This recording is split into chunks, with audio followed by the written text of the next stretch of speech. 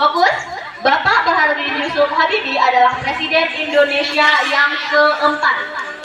Bapak Baharudin Yusuf Habibie adalah Presiden Indonesia yang keempat. Siap? 1, 2, 3, angkat.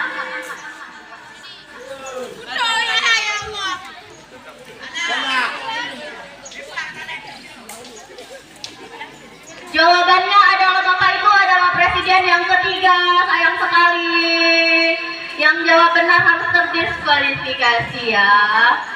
Yang jawab benar harus diikhlaskan kertasnya untuk kakak-kakak kita.